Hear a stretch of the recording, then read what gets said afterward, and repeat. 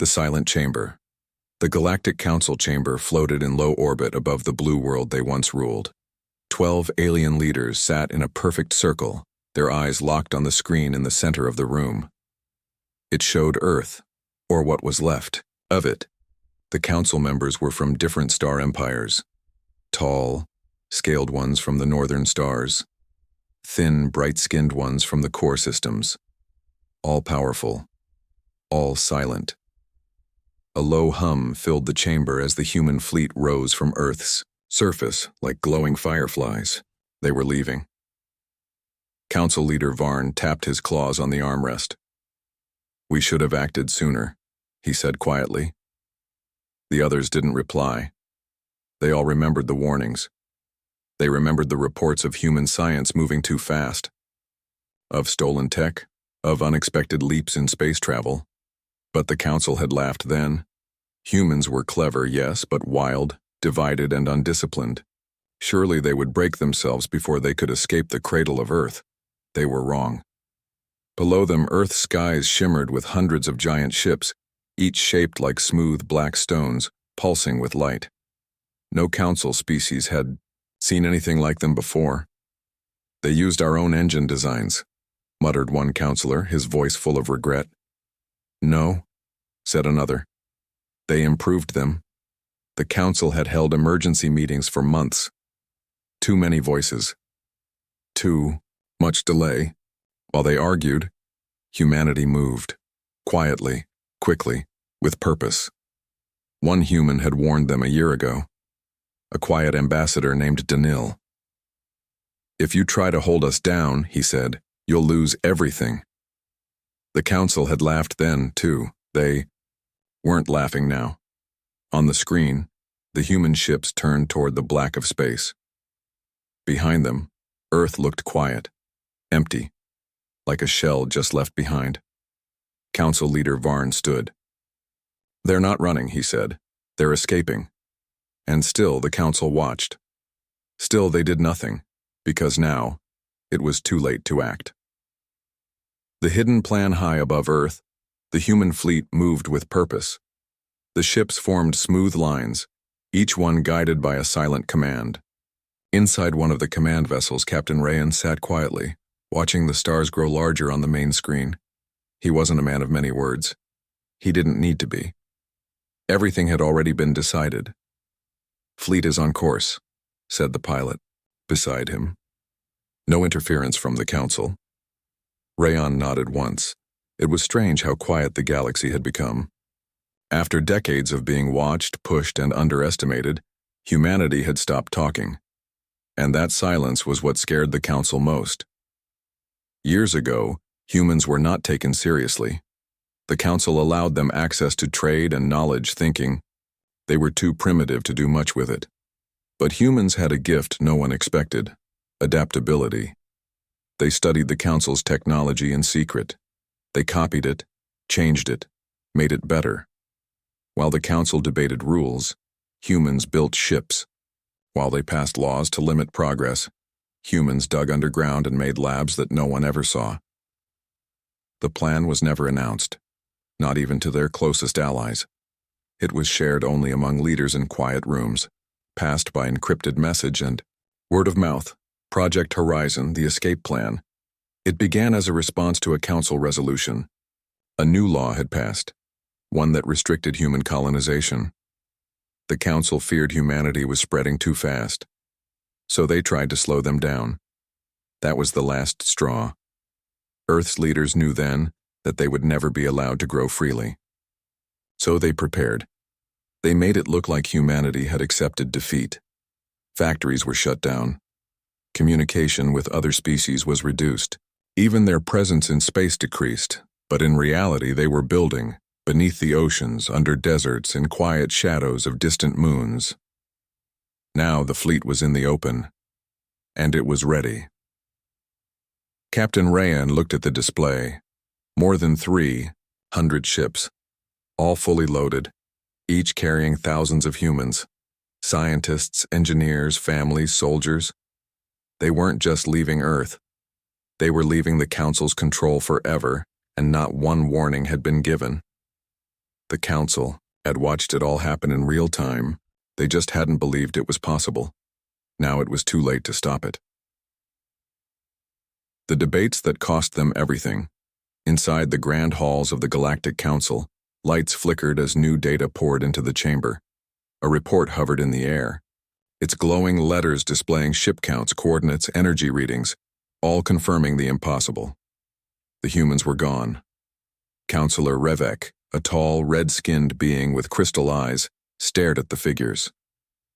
"They moved all of this under our noses," he said, his voice tight. "How?" A younger counselor replied, "We were warned.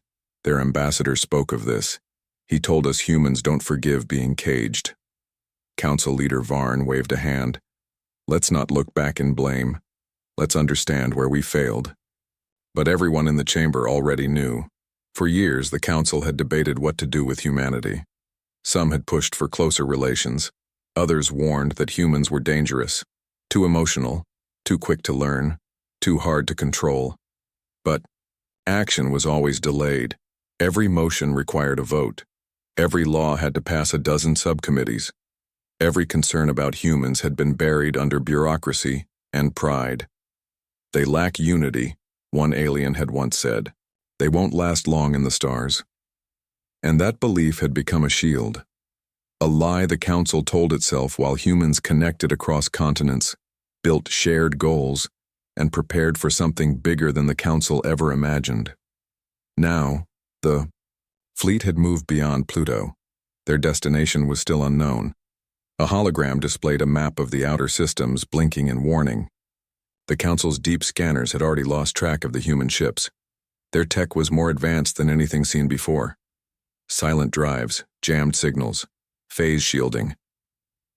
Counselor Drone, a reptilian creature with gold-tipped spines, leaned forward. "We need to send a pursuit fleet. We can't let them vanish." "Pursue them?" said Varn. "And do what? Stop them? Fight them?" Drawn hissed. "If we don't, others will follow their example." That was the fear now spreading. Through the chamber, the council had ruled for centuries. They were the center of all known civilization. But humans had done something no other race had even tried. They had walked away. They didn't ask for war. They didn't seek revenge. They just left, and the council had no idea where they were going or what they would do next. Voices in the void far beyond the reach of the council's listening posts. Humanity's fleet drifted through the dark. No longer bound by old trade routes or monitored sectors, they had entered the unknown. In one of the smaller ships, a young technician named Leo sat by a window, watching stars blink slowly in the blackness. "Feels quiet," he muttered. His team leader, Mira, replied without looking up. "That's the point." There was no turning back now. Earth was behind them, abandoned like a chapter finished too soon. The planet would survive, but it would no longer be their prison. The fleet had enough food, water, and power to survive for years. But this wasn't just about survival. It was about freedom. On the main screen, a message appeared. A speech from one of Earth's leaders recorded hours before launch. It had been broadcast to every ship in the fleet. "We are not running. We are choosing. We choose to leave behind a system that fears progress. We choose the stars. Not because they are easy, but because no one owns them yet." The message played in silence. No cheers, no applause, just nods. Quiet understanding. Every person on the fleet knew what they had given up: homes, families, the blue sky above. But they had gained something greater. They were the first generation of true explorers in centuries. Captain Rayan stood before his bridge crew. He pointed at the dark patch on the map, the space that hadn't been touched by any species. "We head there," he said.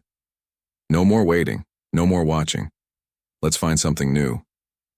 Across the fleet, engineers worked on expanding the AIM shield systems. Scientists tested gravity systems that had never been used outside labs. Children played in learning zones built into the ship's walls. It was more than an escape. It was the beginning of a civilization without chains. Meanwhile, behind them, the council was still arguing. No messages had been received from the Council since departure. That didn't bother anyone. Humanity had stopped listening long ago. Now, only the stars spoke, and they had a lot to say. Panic in the Council inside the Council's high tower. Tension filled the air like smoke. For the first time in over a century, panic had taken root in their core. Reports flooded in from across the galaxy. Other species were asking questions. Independent colonies were speaking of the human fleet with admiration. Some even dared to ask if they could follow.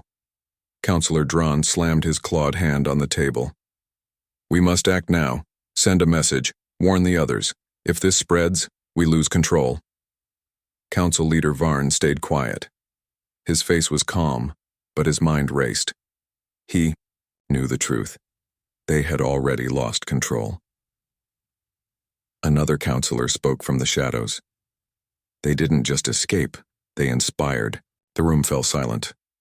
In a few short days, the idea of the Council being all-powerful had cracked. For so long, they ruled by limiting others. Technology was shared slowly. Freedom was granted conditionally. Fear kept the peace. But humans had changed the rules. Without a single shot, they had exposed how weak the Council truly was. One screen blinked alive. A surveillance clip played, a satellite recording from hours before the human fleet jumped to deep space. It showed rows of children, boarding the ships, each holding a small light orb. "Symbolic?" asked one counselor. "No," said another. "A lesson. They brought their future with them." The council chamber trembled slightly as a supply cruiser passed overhead. Varn looked up. He knew what would happen next. First, unrest in the outer colonies, then rebellion, in fringe systems. Soon whole worlds would stop obeying, not because they were strong, but because someone had shown them it was possible. The silence that had once protected the council was now working against them. For years, humanity was treated like a wild flame, something to contain. But now that flame had become a spark in the dark, spreading. And nothing, not all the votes or laws or fleets in the galaxy, could stop an idea once it had taken root. A signal in the dark weeks had passed since the human fleet disappeared into uncharted space. The Council had sent ships to follow, but none could keep up. Humanity's new drives bent space in ways never seen before. The trail had gone cold. Yet one day, a single message arrived. It wasn't addressed to the Council. It was broadcast openly, across trade beacons, old relay satellites, even deep space emergency channels. Simple, short, but powerful. "We are not enemies. We are not yours to command. We are free. If you want to speak, come in peace. But know this, we will never kneel again." The message shook the stars. Across council-controlled systems, people watched the recording. No threats, no demands, just truth, just certainty. On the bridge of a patrol ship orbiting a mining colony, a young alien officer whispered, "They're not hiding. They're showing us a way out." In the council chamber, the mood turned cold. Counselor Varn stared at the message in silence. The rest argued again. Some wanted to reply. Others called for war. A few finally admitted what Varn had long feared. "They have something we don't," said one. "Unity." The humans had been divided once, yes, but pressure had forced them to evolve. Struggles had pushed them to grow together. And now they were not 100 tribes fighting. They were one force aimed at the stars. Back on the fleet, Captain Rayan stood in a quiet observation deck. Dozens of ships glided outside, their lights blinking like stars. Around him, the crew moved calmly. No fear, no doubt. He whispered to himself, "Let them watch." And so they did. The council watched, the galaxy watched, and humanity kept moving. Forward, deeper, freer. The new frontier. The human fleet drifted in formation around a new star. Its light was soft and golden, warming the dark hulls of the silent ships. After weeks of travel, they had arrived in a system untouched by the Council, uncharted, unclaimed, and perfect. On board the lead vessel, Captain Rayan stood before a massive window. Planets circled the golden sun, one green and blue just like Earth once was. "We'll call it Dawnreach," he said quietly. A place to begin again. The name was simple, but it meant everything. Sensors confirmed that the atmosphere was clean. Water covered much of the surface. Life signs were detected, plants, small animals, nothing dangerous. No signs of civilization. Just potential. The command channel echoed with one word: permission to land. Rayan smiled. Granted. Across the fleet, humans cheered, not loud, but from the heart. This wasn't a victory over the Council. It was a victory for themselves. A place earned, not given. Built, not stolen. As the landing ships descended, children pressed their faces to the glass. Scientists prepared to map the terrain. Engineers readied equipment to build homes, labs, and farms. They weren't just survivors now. They were founders. Far behind them, in the heart of the galaxy, the Council remained quiet. Their pride had stopped them from seeing the truth. Their power had become their prison. And now they had been left behind. The Council still ruled many worlds, but their image had cracked. Whispers of rebellion grew stronger. The story of humanity's escape was spreading, not as rumor, but as legend. One message had made it across every border. Humanity did not fight the Council. They simply left. On Dawnreach, Rayan walked onto the soft soil of the new world. He looked up at the sky, seeing stars untouched, roads unwalked. "This time," he said, "we shape it, our way." And far above, in the silence of space, the stars blinked in quiet approval. Humanity had not just escaped. They had arrived.